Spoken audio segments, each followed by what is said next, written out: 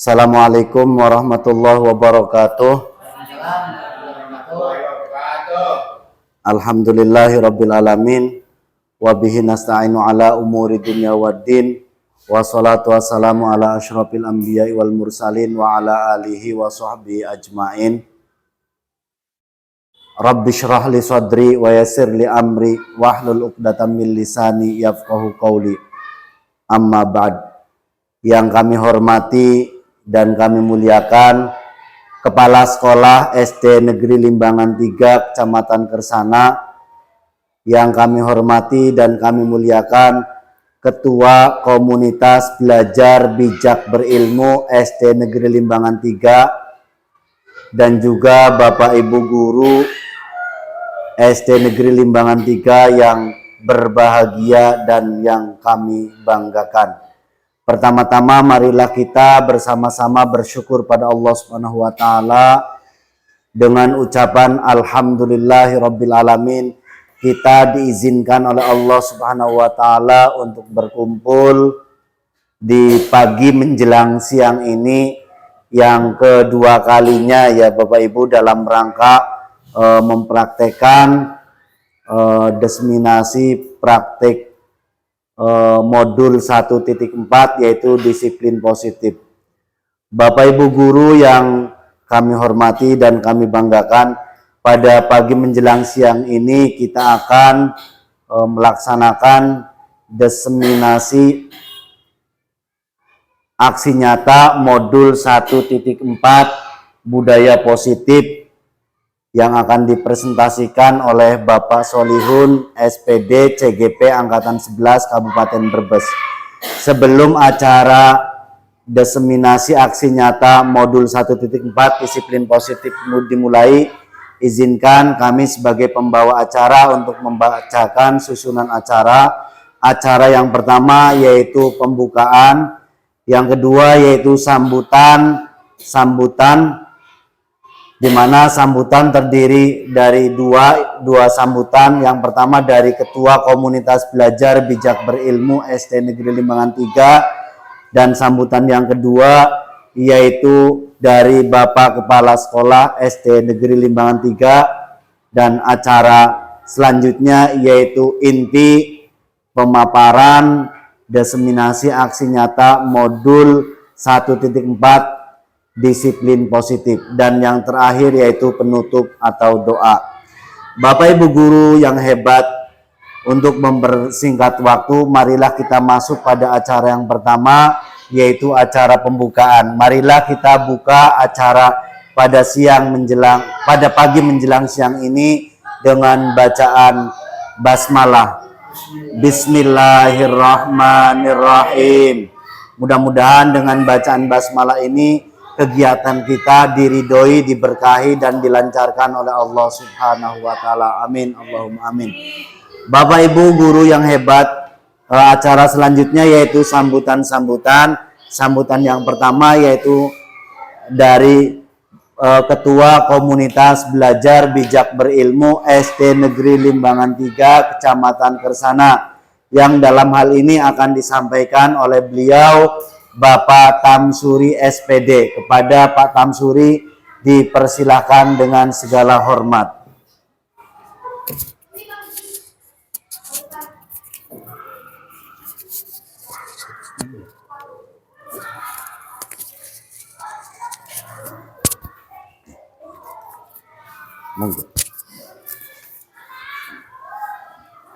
Bismillahirrahmanirrahim. Assalamualaikum warahmatullahi wabarakatuh. Waalaikumsalam warahmatullahi wabarakatuh. Yang terhormat Bapak Kepala SD Negeri Limbangan 3, dan tak lupa Bapak Ibu Guru keluarga besar SD Limbangan 3, dan wabil khusus ini Bapak Solihun CGP Angkatan 11 Kabupaten Brebes, yang sangat-sangat kami hormati dan kami banggakan. Pertama, marilah kita lupa untuk mengucapkan syukur kepada Allah Ta'ala yang telah memberikan kepada kita semua berbagai banyak kenikmatan, sehingga pada hari ini kita masih tetap diberi kesehatan, sehat walafiat, tidak kurang suatu apa. Salawat dan salam juga tidak lupa kita curahkan kepada junjungan kita Nabi Muhammad SAW yang insya Allah kita semua nantikan syafaatnya di hari akhir nanti. Bapak Ibu yang kami hormati, perkenalkanlah saya atas nama Ketua dari Kombel Komunitas Belajar Bijak Berilmu SD Limbangan 3 ingin menyampaikan sesuatu berkaitan dengan pada hari ini Bapak Haji Solihun akan mengadakan sebuah diseminasi atau aksi nyata tentang budaya positif. Ini saya pribadi atas nama ketua merasakan pentingnya suatu kombel di suatu sekolah. Nah, ini sangat beruntung sekali kita SD Negeri Limbangan 3 sudah memiliki komunitas belajar bijak berilmu. Nah, ini mungkin sekolah-sekolah yang lain belum punya, tapi alhamdulillah kita sudah punya, dan selama ini kita sudah melaksanakan berbagai kegiatan di dalamnya yang berkaitan dengan peningkatan mutu pendidikan di sekolah kita. Kemudian sebagai bentuk kebanggaan, saya sendiri sedang saya perkenalkan, saya Tamsuri. Ini guru PJOK SD Limbangan 3. Ini juga sedang mengikuti PKG PJOK yang sedang berlangsung. Ini juga tidak lupa atas kerjasama atau dorongan juga, bahkan sebagai penyemangat support baik dari Bapak Kepala Sekolah juga dari Pak Haji Solihun. Ini yang memberikan support kepada saya, walaupun usia saya sudah tidak muda lagi. Nah, ini makanya saya sangat berharap kepada teman-teman khususnya di Kombel Keluarga Besar SD Limbangan 3 ini Bapak Ibu guru bisa apapun nanti mengikuti, ya. Lebih khusus barangkali kegiatan seperti CGP. Mudah-mudahan pada tahun-tahun berikutnya ini ada CGP angkatan selanjutnya. So, CGP ini sebagai bentuk kegiatan yang mana di situ sebagai tempat untuk bersinergi, saling belajar, ya. Jadi mohon maaf, ini tidak ada yang sudah pinter, enggak. Di sini kita saling belajar, saling mengisi, ya, hal-hal yang berkaitan dengan dunia pendidikan dan bahkan tentang kepegawaian. Ini. Kemudian pelaksanaan daripada kegiatan Kombel ini sangat penting, tadi saya katakan, kemudian berkaitan langsung dengan apa yang sedang dilaksanakan oleh termasuk saya, termasuk khusus ini Pak Haji Solihun yang sedang mengikuti CGP angkatan 11 ini. Mudah-mudahan melalui kegiatan pada hari ini semua apa yang menjadi jadwal atau schedule dari Bapak Solihun ini bisa berjalan dengan lancar. Kemudian nanti pada perjalanannya bisa mengikuti tahapan-tahapannya. Kemudian nantinya bisa sampai selesai dan tidak CGP lagi, tetapi nanti malah jadi GP. Ya, bukan calon lagi, tapi nantinya menjadi GP, guru penggerak. Ini semua Pak Haji Solihun pasti memohon bantuan dari kerjasama, ya, yang ada di dalam komunitas belajar yang ada di sekolah kita, yaitu Kombel Bijak Berilmu. Sebab apa? Dengan kita saling bersinergi, saling bekerjasama, insya Allah ada informasi tentang apa atau tentang hal apa yang menyangkut tentang dunia pendidikan yang notabene sekarang sedang masa milenium. Ini kita bisa mengikuti, ya, belajar bersama di sini. Ya. Itu saja mungkin harapan-harapan saya sebagai ketua Kombel. Mudah-mudahan Kombel Bijak Berilmu khususnya di SD Negeri Limbangan 3 nantinya bisa berjalan dengan eksis, lebih baik lagi, ya, bisa berkolaborasi dengan mungkin ada KKG atau mungkin dengan komunitas yang lain untuk meningkatkan daripada Kombel Bijak Berilmu SD Negeri Limbangan 3. Itu saja yang bisa kami sampaikan.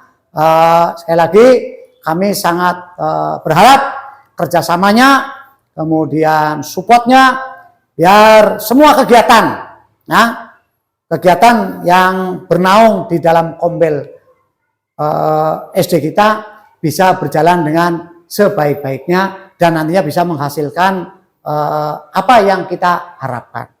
Demikian yang bisa kami sampaikan selaku atas nama Ketua Kombel Komunitas Belajar SD Limbangan 3 yang diberi nama Bijak Ilmu. Kurang lebihnya mohon maaf. Saya akhiri. Wassalamualaikum warahmatullahi wabarakatuh. Waalaikumsalam warahmatullahi wabarakatuh. Diucapkan terima kasih kepada Bapak Tamsuri selaku Ketua Komunitas Belajar Bijak Berilmu, yang mana beliau menyampaikan mari kita saling bersinergi, bergerak bersama, belajar bersama dalam wadah SD kita, yaitu Komunitas Belajar Bijak Berilmu.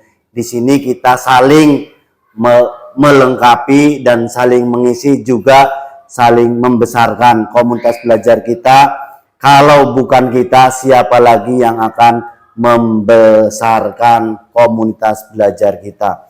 Selanjutnya yaitu sambutan dari Bapak Kepala Sekolah. Berhubung Bapak Kepala Sekolah sedang ada kegiatan yang lebih penting, ada tamu yang tidak bisa ditinggalkan, maka sementara kita masuk pada acara presentasi aksi nyata disiplin positif modul 1.4. Kepada Pak Solihun dipersilahkan.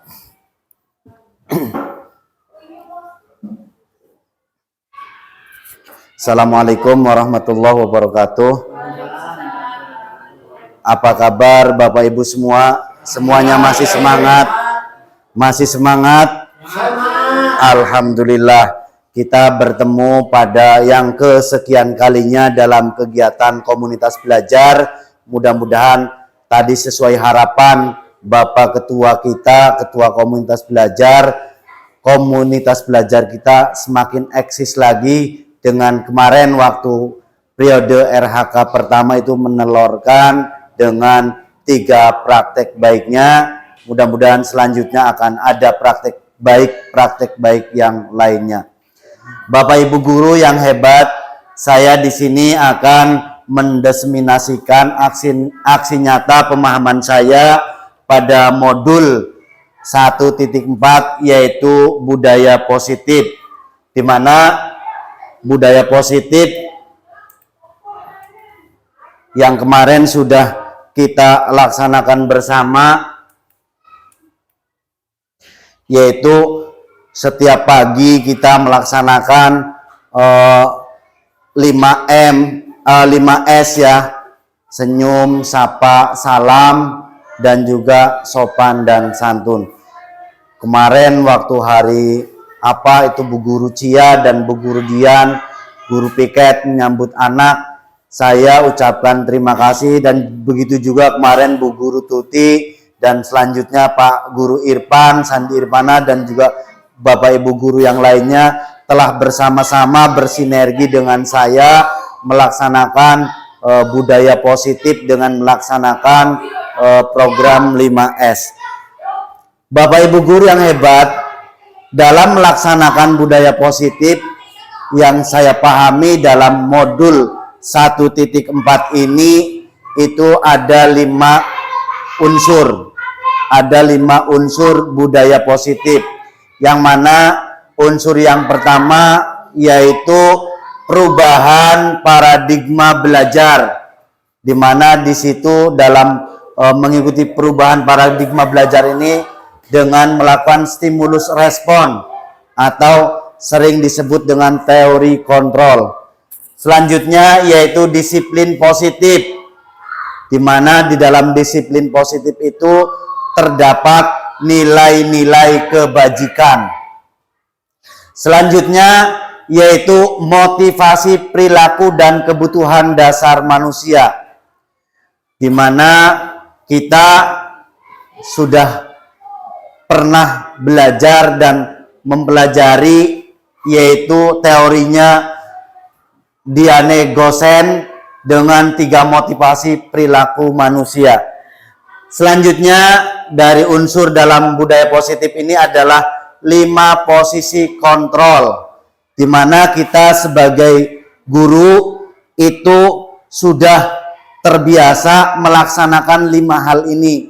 Cuman kita belum tercatat karena saya sendiri dalam mengikuti program guru penggerak ini, pendidikan guru penggerak ini, ketika memasuki budaya positif itu sebetulnya kita sudah melaksanakan, cuman karena kita belum termasuk CGP ataupun GP maka belum diakui. Sebetulnya Bapak Ibu semua sudah melaksanakan dalam pembelajaran sehari-hari, di mana dalam 5 kontrol ini guru yang pertama sebagai penghukum, di mana kalau yang namanya penghukum berarti membuat suatu ketika murid kita mengalami kesalahan itu kita hukum.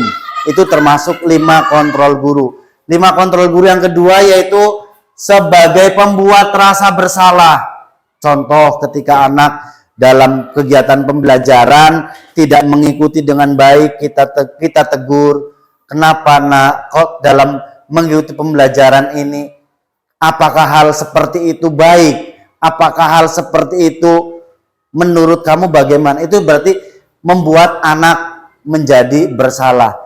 Selanjutnya yaitu sebagai teman, memposisikan sebagai teman. Kita dengan anak didik kita dibuat senyaman mungkin, seolah-olah kita dan murid itu seperti teman sepermainannya.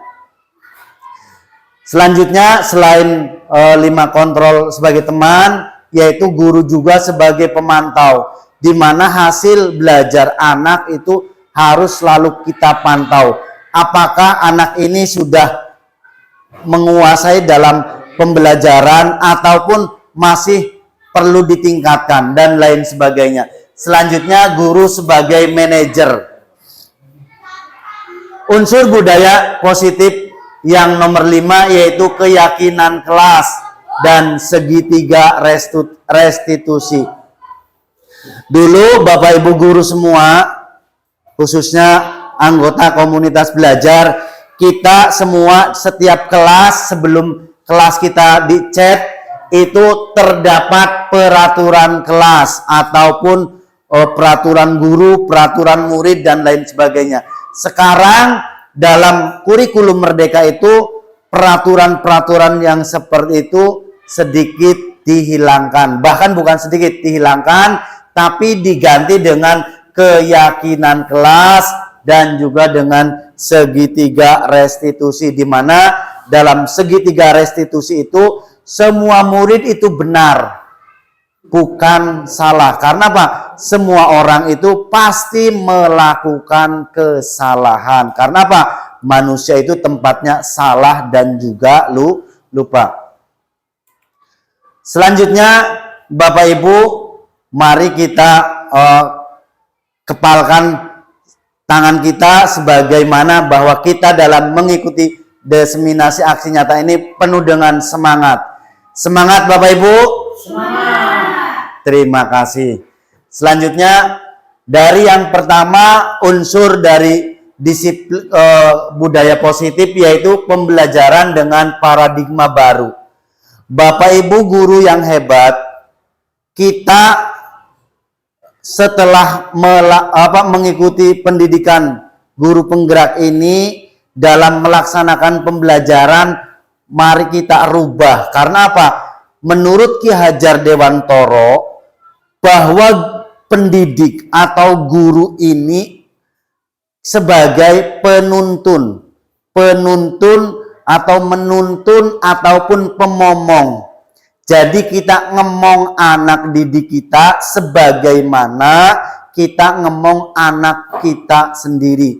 Kita nuntun. Jadi kalau menuntun berarti kita sebagai guru ini bisa juga diibaratkan sebagai petani pendidikan. Kenapa petani pendidikan?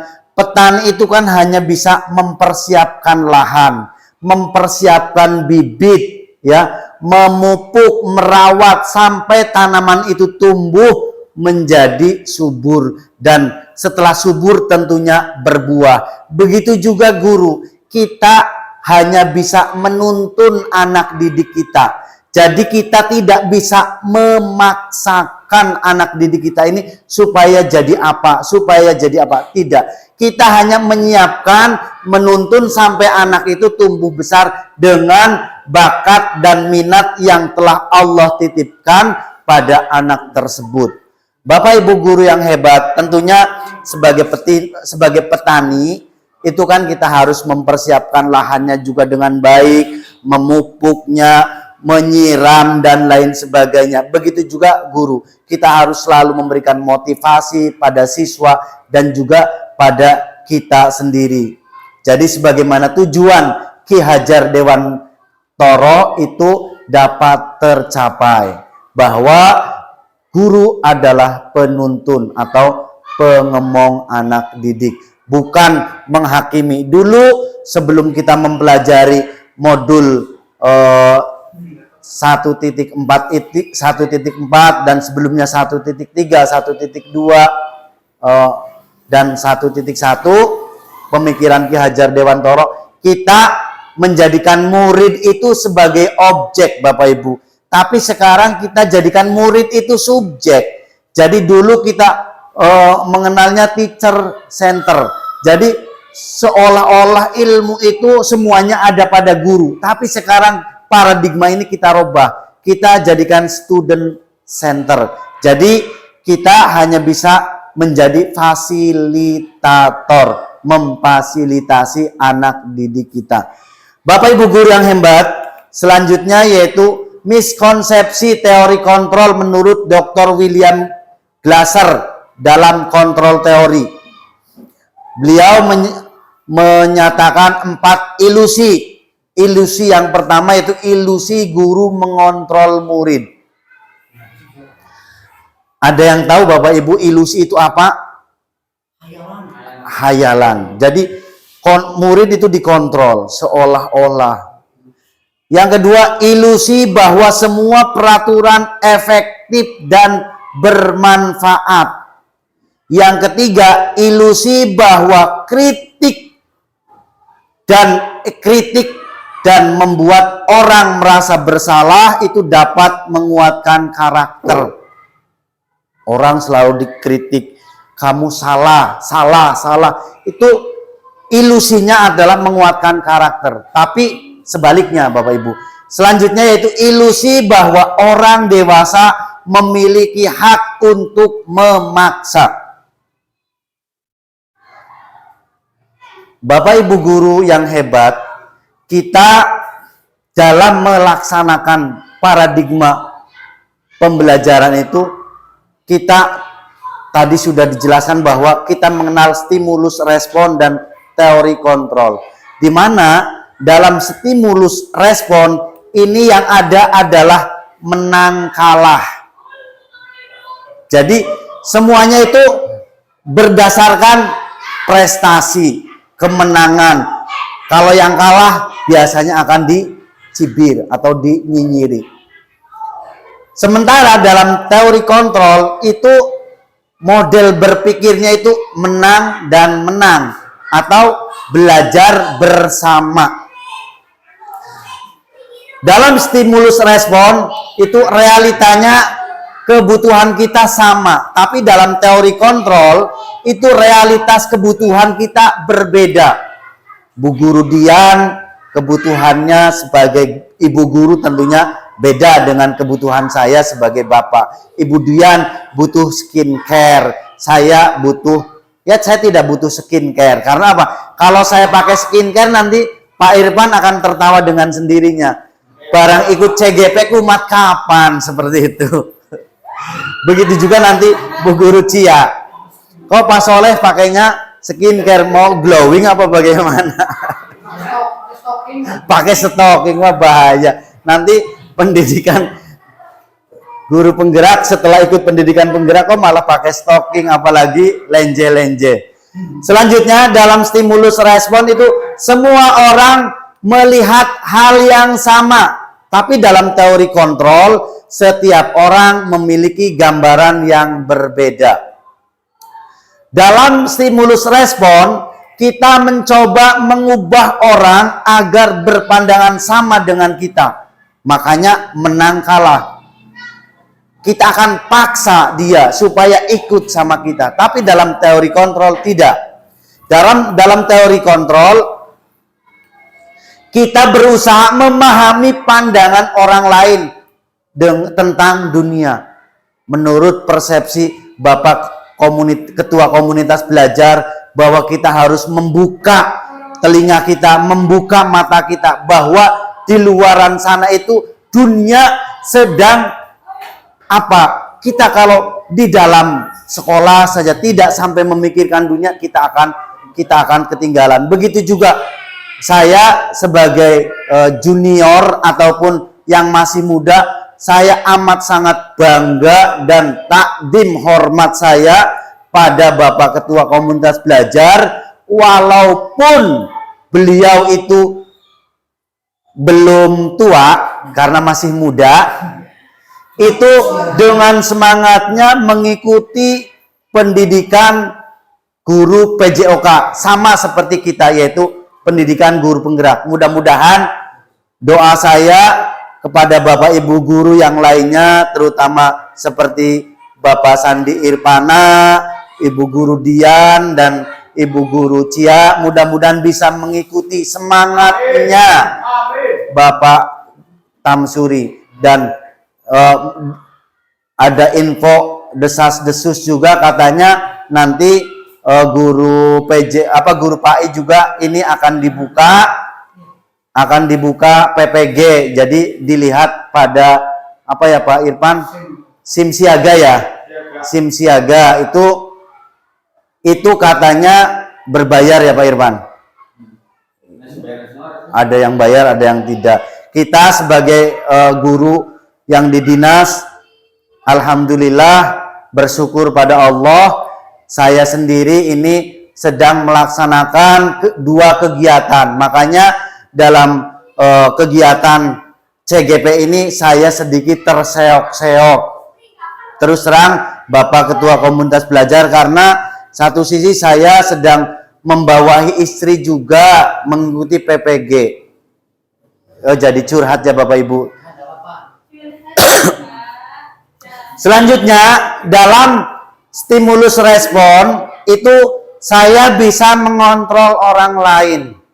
Tapi dalam teori kontrol Anda tidak bisa mengontrol orang lain.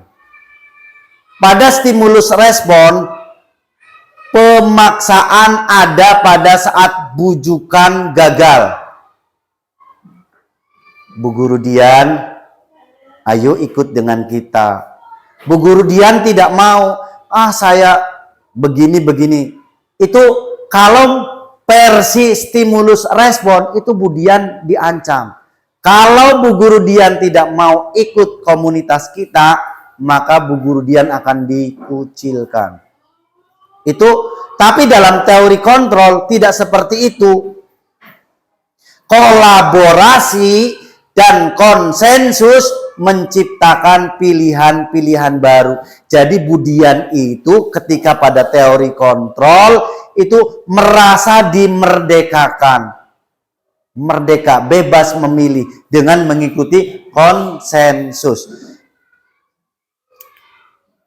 Bapak Ibu guru yang hebat, disiplin positif itu merupakan pendekatan yang mengajarkan anak atau murid untuk mengenali dan menghargai aturan.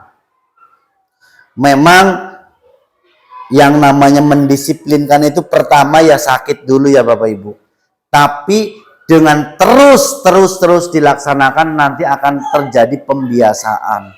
Dan setelah pembiasaan itu terjadi, itu baru namanya disiplin positif. Sehingga disiplin positif itu melatih kemandirian, kedisiplinan, ya. Terus mengatur diri, perkembangan karakter, dan tentunya keterampilan sosial dengan disiplin positif.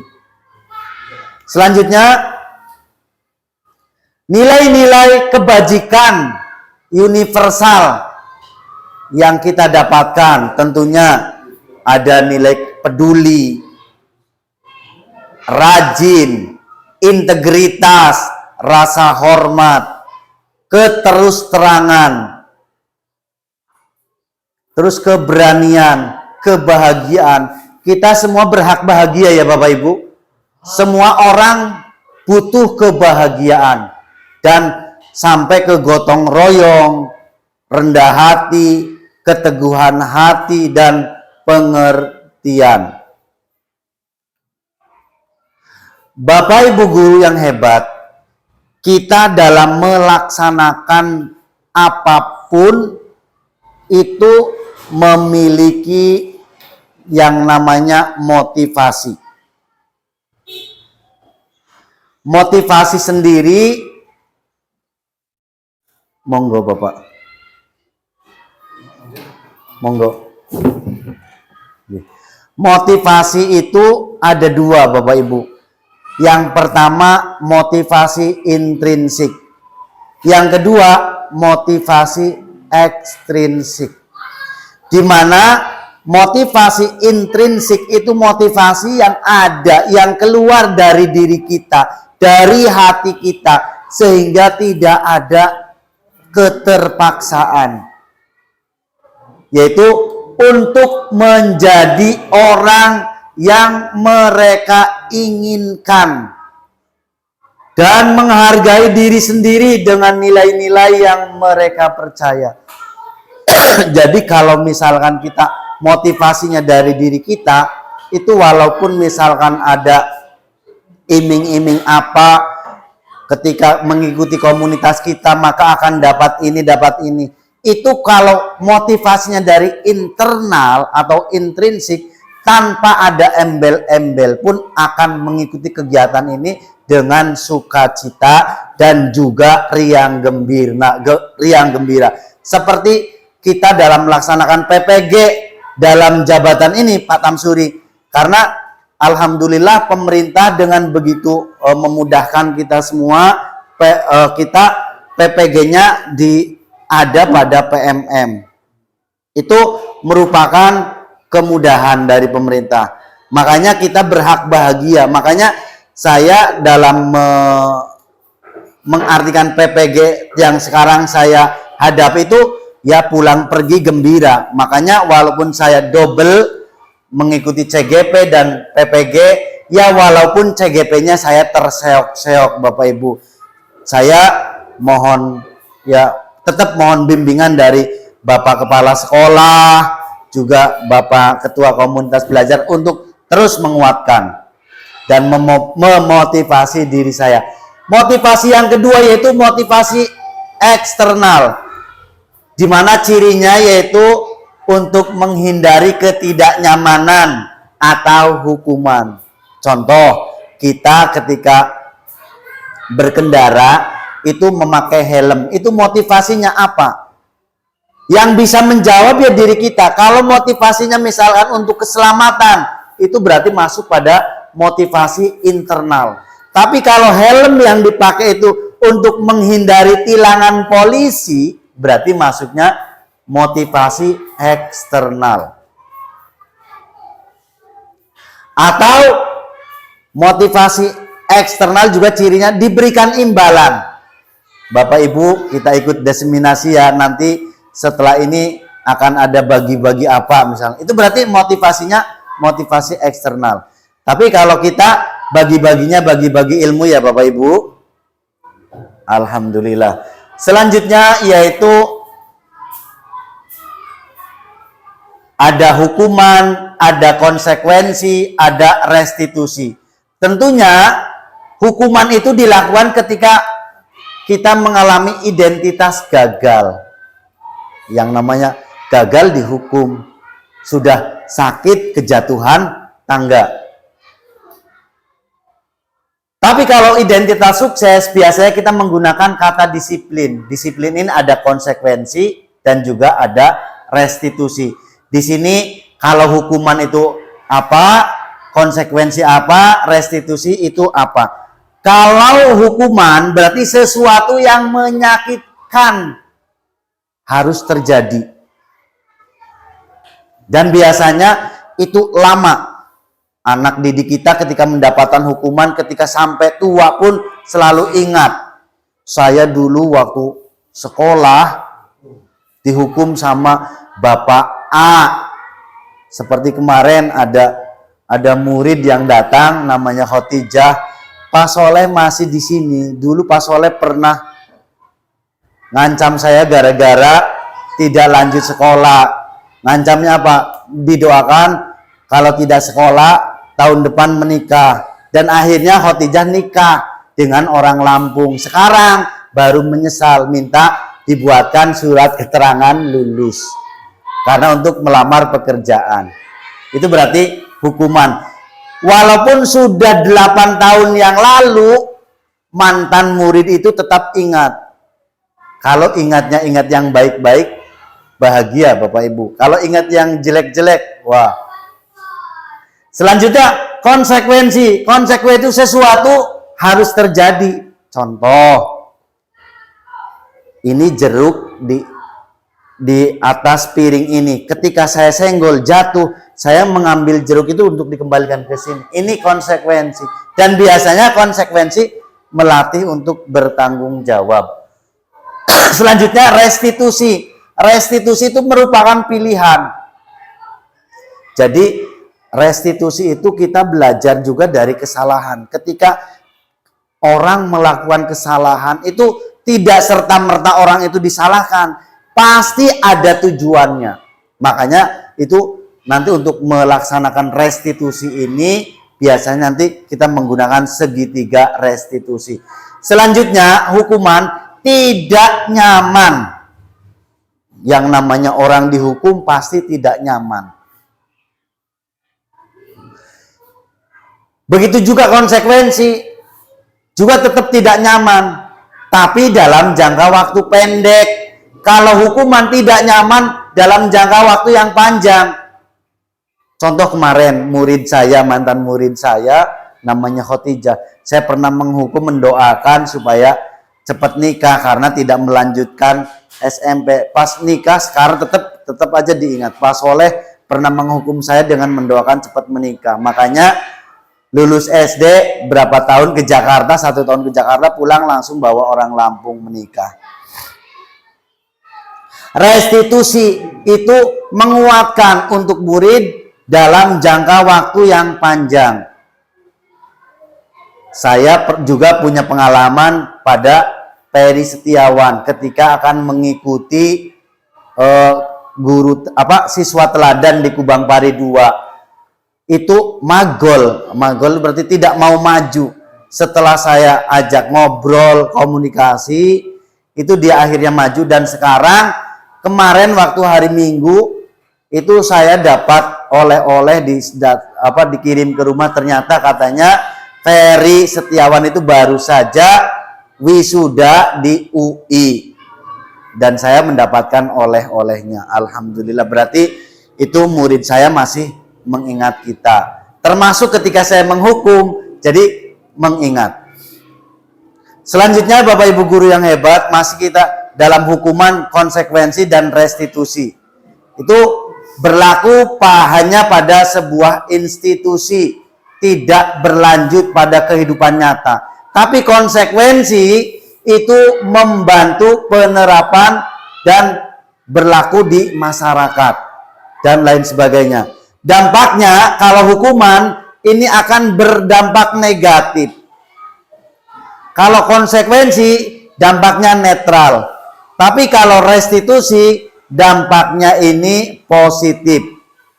Dan untuk hukuman itu berarti menggunakan model paksaan. Kalau yang konsekuensi menggunakan stimulus respon. Dan yang restitusi itu menggunakan teori kontrol. Yang tadi dijelaskan yang namanya teori kontrol itu berarti menang dan menang. Kalau stimulus respon itu menang kalah. Jadi pasti ada yang bahagia dan ada yang dikecewakan. Tapi kalau restitusi itu semuanya insya Allah bahagia. Bapak Ibu guru, mari kita praktekkan, yaitu kita untuk memilih bagaimana, apakah ini termasuk hukuman atau konsekuensi. Yang pertama, saya bacakan, mencatat 100 kali di dalam buku dengan kalimat, saya tidak akan terlambat lagi dan tidak akan terlambat ke sekolah. Itu termasuk hukuman apa konsekuensi, Bapak Ibu? Hukuman. Yang kedua, lari mengelilingi lapangan basket sebanyak 2 kali karena terlambat hadir di sekolah. Itu termasuk hukuman apa konsekuensi? Ini berkaitan dengan guru PJOK, Bapak. Berarti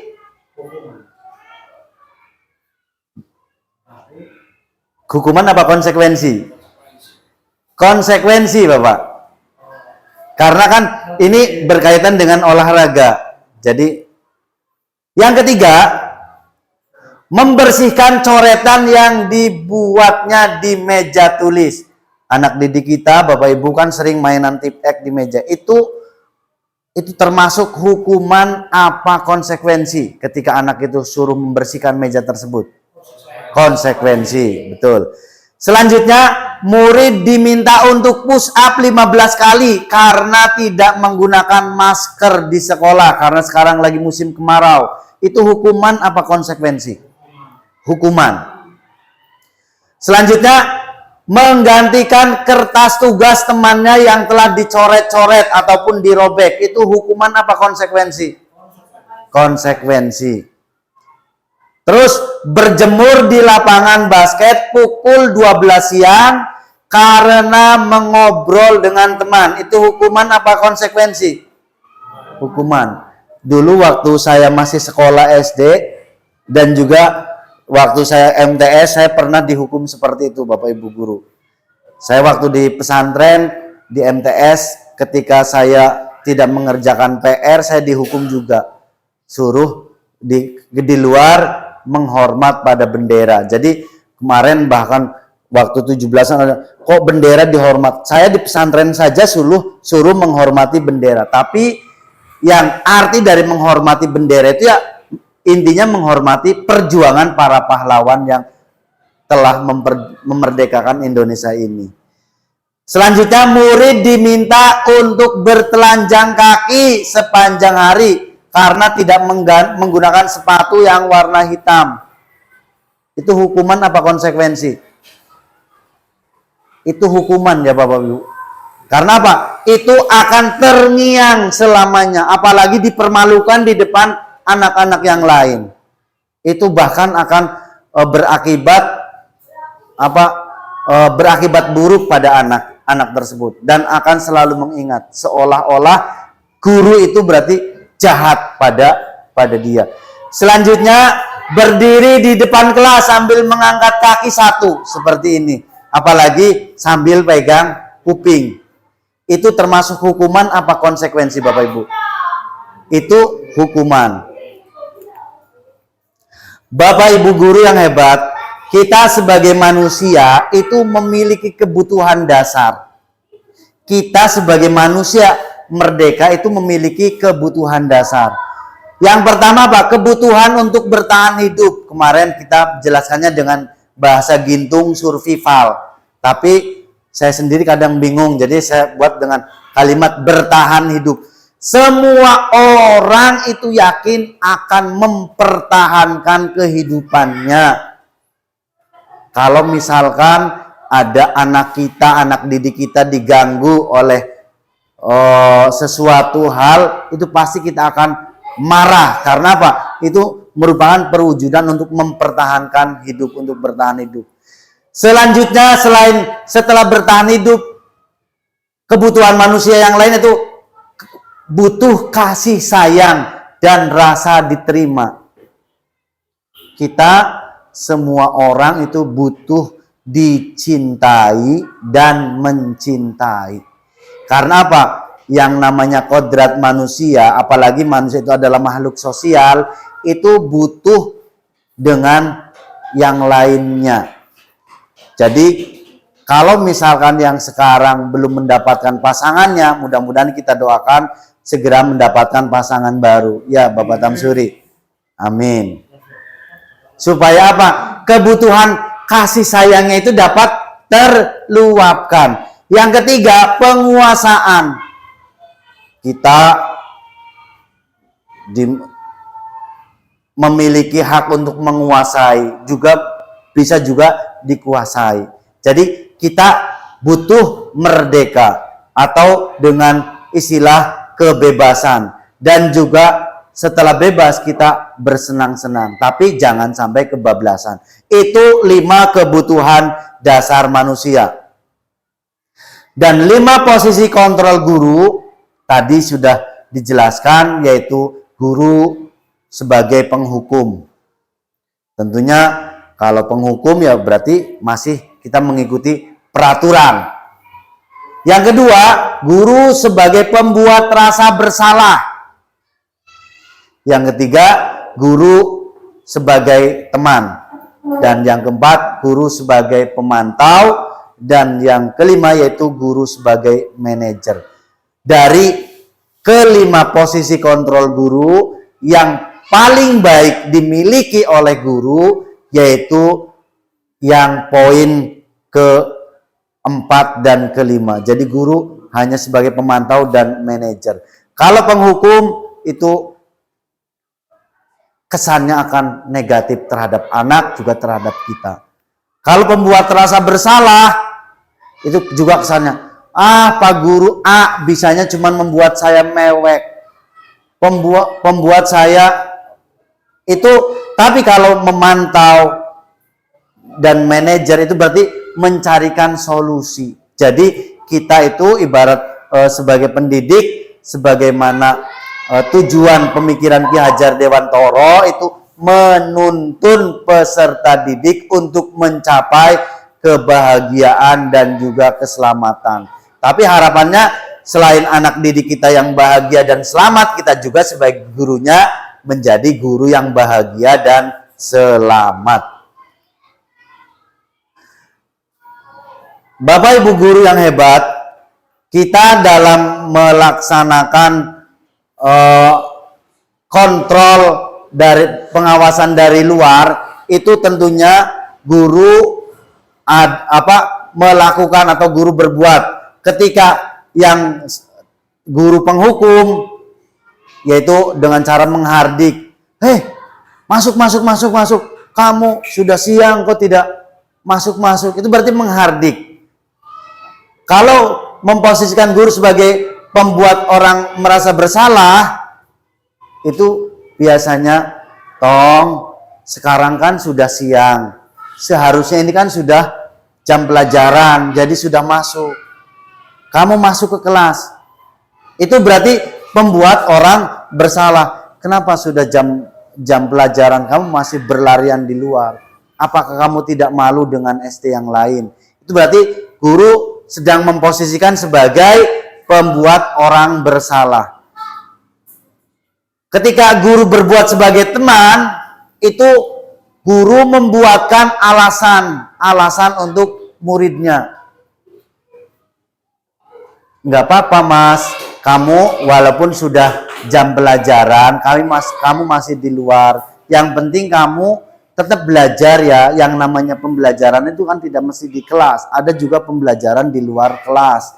Contoh dengan kita menggunakan metode pembelajaran kinestetik. Kinestetik berarti kan berdasarkan alam yang di sekitar. Sebagaimana waktu zaman TK kan kita untuk mengamati pasir, mengamati benda-benda di sekitar, itu berarti pembelajaran metode kinestetik.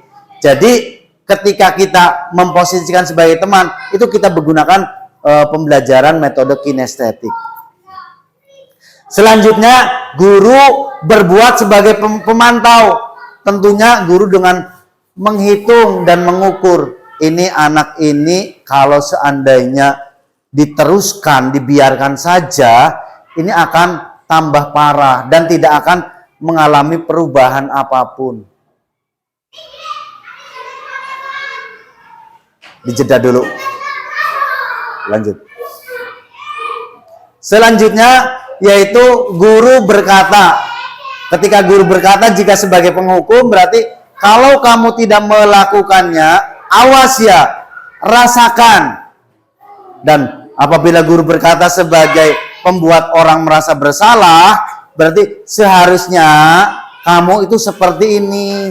Sudah tahu kan kamu keyakinan kelas, peraturan kelas seperti ini yang sudah disepakati, kok kamu melaksanakan seperti ini? Itu berarti sebagai guru, sebagai membuat orang bersalah. Guru berkata sebagai teman, berarti ayolah lakukan demi Bapak. Kan Bapak sudah membantu kamu. Kamu itu berarti guru sebagai teman. Tapi kalau guru terus-terusan memposisikan sebagai teman, kadang anak akan terlalu apa ya bahasanya, kalau kurang ajar itu, jadi terlalu manja, seenaknya. Tapi kalau kita memposisikan sebagai pemantau, itu guru dan murid itu sama-sama saling menghormati. Juga ketika guru memposisikan sebagai manajer, tetap juga saling menghormati.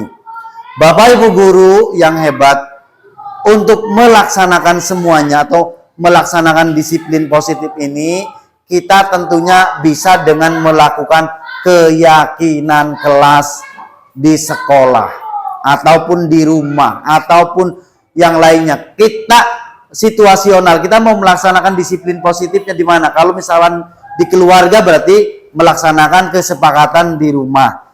Contoh misalkan saya sebagai suami berarti pagi-pagi harus bagaimana, istri pagi-pagi harus bagaimana, anak harus bagaimana.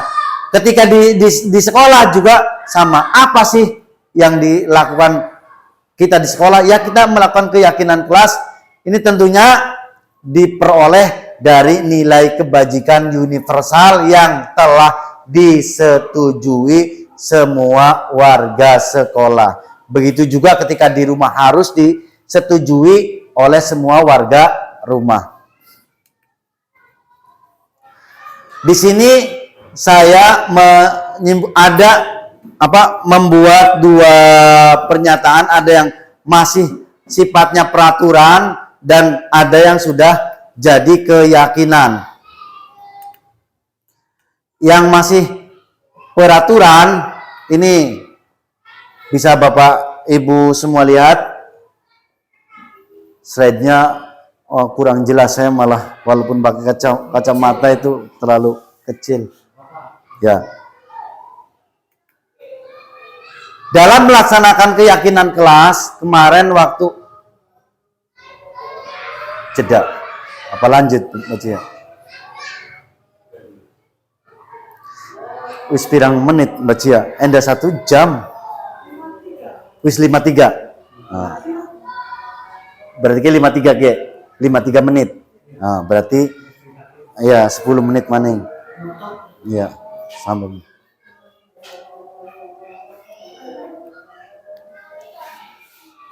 Mohon maaf ya Bapak Ibu semua, mohon bantuannya karena ya saya ini mendadak dan tadi waktu pengajar praktek datang suruh membuat video sifatnya dadakan juga.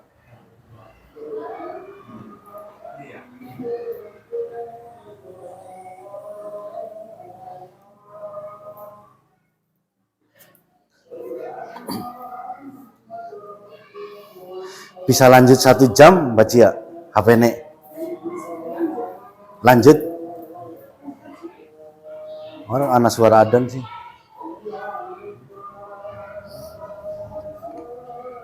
Kita nyong kudu tuku HP ke.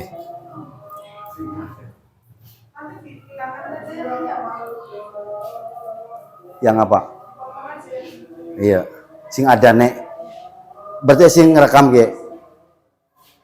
Ya wis, kok bisa dipotong.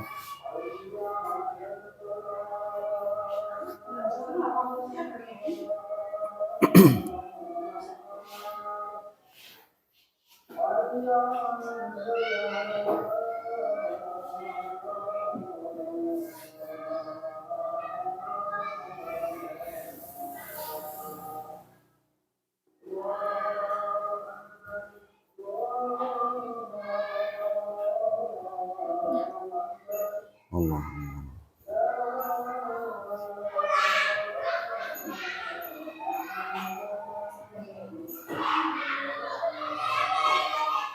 La ilaha illallah Muhammad Rasulullah.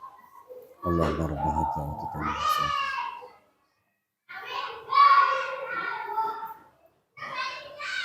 Lanjut ya Bapak Ibu. Dalam melaksanakan keyakinan kelas, kemarin waktu pertama kali masuk di tahun ajaran baru, saya melaksanakan beberapa tahap. Tahap yang pertama yaitu membuka ruang diskusi dengan siswa. Tentunya dengan memberikan kesempatan untuk semua murid menyampaikan masukannya mengenai keyakinan kelas yang perlu disepakati.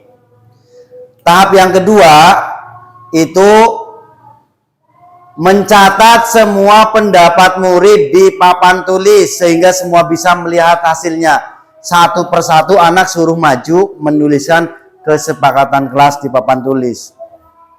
Tahap yang ketiga, merumuskan keyakinan kelas. Tentunya dengan mengajak murid untuk menentukan keyakinan yang menjadi inti dalam peraturan yang perlu disepakati. Setelah disepakati dengan siswa-siswa kita, tahap yang keempat yaitu dengan meninjau ulang.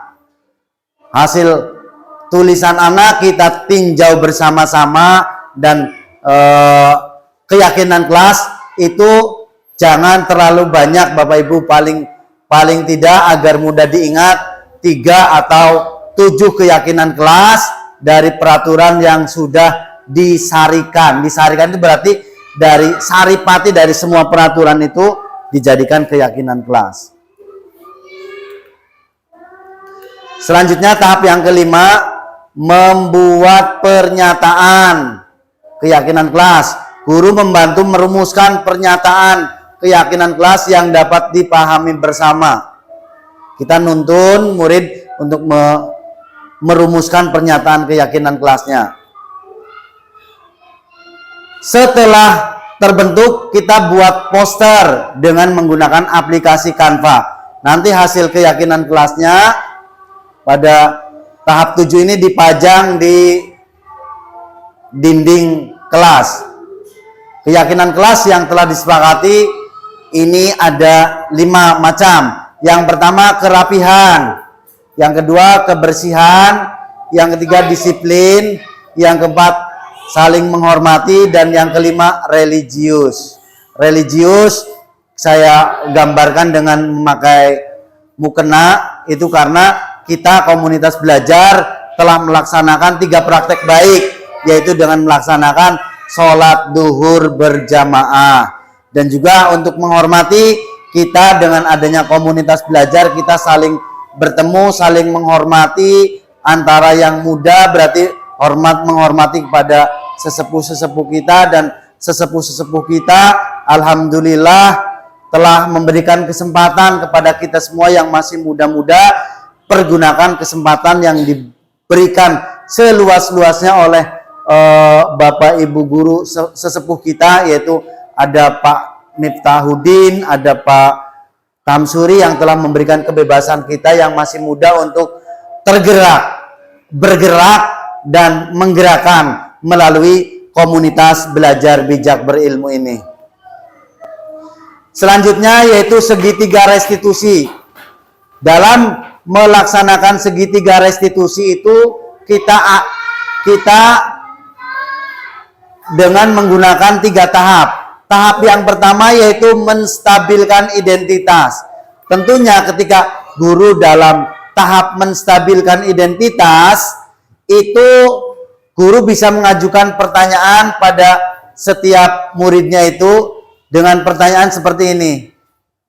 Gak apa-apa, setiap orang pasti pernah melakukan kesalahan. Bukan kamu saja kok yang melakukan kesalahan seperti ini. Jadi kita bisa memberikan motivasi dengan menstabilkan identitas. Selanjutnya setelah menstabilkan identitas, kita memvalidasi dengan cara apa? Guru mengajukan pertanyaan. Kamu tentunya punya alasan mengapa kamu melakukan itu. Jadi siswa berikan kesempatan untuk menjawab pertanyaan ini. Terus adakah cara yang lebih efektif untuk mendapatkan apa yang kamu butuhkan ketika murid mengalami sesuatu? Misalkan biasanya di kelas saya, Bapak Ibu, kelas 5 itu rata-rata yaitu ada yang minta caper atau cari perhatian. Saya punya murid namanya Tristan, itu dia selalu menginginkan selalu diperhatikan secara lebih. Selanjutnya setelah memvalidasi, kita menanyakan keyakinan dengan dibantu dengan kalimat seperti ini. Keyakinan kelas apa yang telah kita sepakati? Misalnya kita kan sudah menyepakati kita harus di dalam kelas ini saling menghormati. Kok kamu memanggil teman kamu dengan sebutan orang tua kamu? Kamu berarti telah melanggar keyakinan atau kesepakatan kelas yang mana? Dari yang tadi sebutkan berarti telah melanggar kesepakatan hormat ini ya Bapak Ibu. Dengan menghormati ya apapun kita tetap saling menghormati.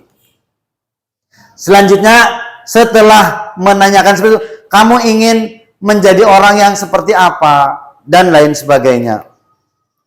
Penerapan segitiga restitusi, saya kemarin mempraktekkan ketika ada anak yang lupa piket.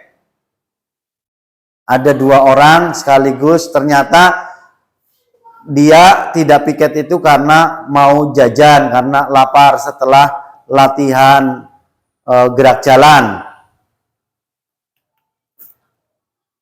Bapak Ibu, mari kita merefleksikan dengan menggunakan model 4P, di mana P yang pertama yaitu peristiwa, P yang kedua perasaan, P yang ketiga yaitu pembelajaran, P yang keempat penerapan. Saya mohon pada Bu Guru Dian untuk merefleksikan. Monggo Bu Guru Dian. Selama pemaparan aksi nyata ini, mulai dari peristiwa sekarang, perasaan Ibu Dian, pembelajaran selama ini, pemaparan, dan juga penerapan. Monggo Bu Guru Dian. Menggunakan mic Bu Dian. Ya, silakan.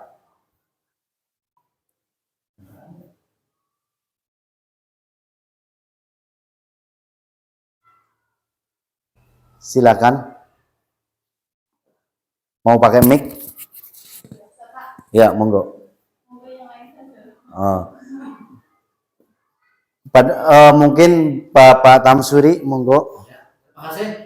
Saja untuk merefleksi model 4P dari peristiwa di cerita. Oh, saya ulangi lagi nih. Enggak apa-apa. Ya, enggak apa-apa. Ya. Baik, saya ulangi. Untuk merefleksi model 4P, yang pertama di mana peristiwa, ceritakan pengalaman Anda mengikuti kegiatan ini. Ini pengalaman yang saya ikuti pada siang hari ini sungguh sangat bagus sekali, baik sekali. Di mana bisa memberikan wawasan serta pengalaman, kemudian nantinya bisa menjadi lebih baik lagi. Kemudian yang kedua, pembelajaran. Perasaan. Oh, perasaan dulu, bawah. Perasaan. Bagaimana perasaan Anda selama mengikuti ini? Sebetulnya perasaannya macam-macam. Ada senang juga, ada deg-degan juga kayak gitu. Tapi karena ini berkaitan dengan ya tugas pokok kita sebagai seorang pendidik atau guru, maka semuanya mestinya harus senang, ini perasaannya. Dan saya juga akhirnya senang. Kemudian untuk pembelajaran, apa saja manfaat dari kegiatan ini? Nah, ini manfaat dari kegiatan pada siang hari ini, apalagi berkaitan dengan kombel kita ya, dari SD Limbangan 3 yaitu Bijak Berilmu. Ini sangat bermanfaat, di mana dalam kegiatan ini kita semua saling berkolaborasi, saling bersinergi, saling memberi masukan Jadi di sini itu tidak ada yang sudah hebat, pinter, bisa enggak. Di sini belajar bersama. Wadahnya di Kombel Belajar Bijak Ilmu. Dan yang terakhir yaitu penerapan. Apa aksi atau tindakan yang akan Bapak Ibu lakukan setelah mengikuti kegiatan ini? Ya, untuk saya pribadi dan insya Allah pasti Bapak Ibu guru yang lain ini pasti akan lebih meningkatkan khususnya pada kegiatan pembelajaran yang intinya berpusat pada peserta didik sehingga anak didik kita ajak untuk belajar sesuai dengan filosofi dari KDH Ki Hajar Dewantoro. Kita sebagai guru untuk bisa membimbing dan mengarahkan. Itu aja, terima kasih. Terima kasih pada Bapak Tamsuri yang telah membantu saya dalam merefleksikannya. Kesimpulannya Bapak Ibu, disiplin positif adalah pendekatan yang efektif dan manusiawi dalam mendidik dan mengasuh anak dengan fokus pada pemenuhan kebutuhan dasar, penguatan positif dan pengembangan hubungan yang sehat. Disiplin positif tidak hanya membantu menciptakan lingkungan belajar yang aman dan mendukung, tetapi juga mempersiapkan siswa untuk menjadi individu yang seimbang, bertanggung jawab dan mampu menghadapi tantangan kehidupan dengan baik. Implementasi disiplin positif membutuhkan komitmen dan juga kerjasama antara guru, orang tua, dan siswa untuk mencapai hasil yang optimal. Semangat dan maju bersama dalam menerapkan disiplin positif di SD Negeri Limbangan 3 Kersana ini. Terima kasih Bapak Ibu, salam dan bahagia. Saya Solihun CGP Angkatan 11 mengucapkan wassalamualaikum warahmatullahi wabarakatuh. Waalaikumsalam warahmatullahi wabarakatuh. Coba.